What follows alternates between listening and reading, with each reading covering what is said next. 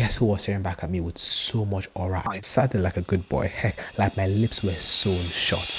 I went to the worst party ever, and who the fuck tells their guests to bring drinks for the party? Okay, so a couple days ago, my friend Izzy hits me up. Yo, there's this party coming up and it's gonna be crazy. And I was like, why do you think anything hosted by a bunch of college medical students would be crazy? And he said, cause you remember Renee?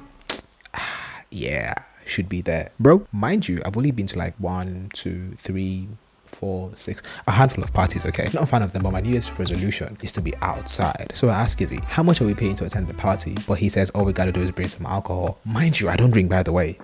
Say less.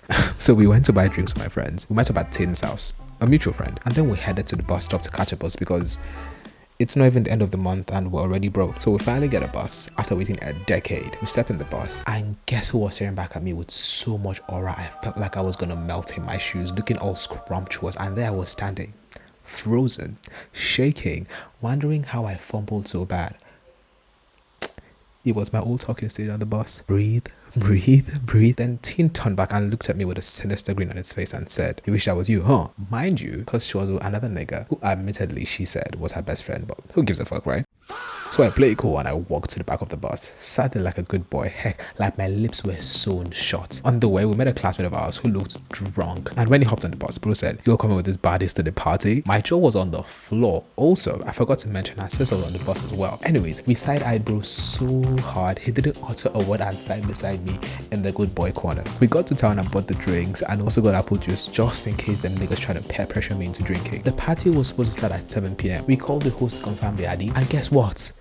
Broski was sleeping at 8 p.m. That was when I knew we were in for a ride. I got ready, called a taxi, and we got to the party at around 10 p.m. Not to be too late. When we got there, we were literally the first people there, and the house was the size of a roadside shack. The house was closed, lights turned off. In my head, I was like, yeah, no, we definitely got the wrong address. Haha, no, there's no way. Nope, we didn't. And the host was still asleep, but luckily they already cooked and prepared for the party, so they opened the doors and set shop. We waited and waited and thought maybe if we go to our friend's house who lives 5 minutes away, when we get back, people will turn up. So we went there and came back 2 hours later, and finally people turned up. Yay, today is saved, everybody can have a good time. No, you all know when you pull up to a party and you see certain people, you know it's gonna be lit. So we dapped to a couple of them, got a couple drinks, say hi to a couple of shorties, you know what I mean? But you would not believe this, people started leaving 10 minutes after we got there. And I was livid, like, what you mean you're leaving right after I just got here? No dancing, no chit-chatting, nothing. I stood there watching people who knew they were the life of the party literally walk away with a plate of rice in one hand, a drink in the other, and chicken in their mouth. Then the host came up to me with a shot and told her I don't drink. Shorty was like, I don't want sober people at my party. I told her I'm gonna get my taxi then. Lucky for her, a friend of ours came and said, it's fine, I'll take one for him. And mind you, like half the people who were there, they left. They were the same people at a fire party a couple weeks ago. So finally, in my head, I was like,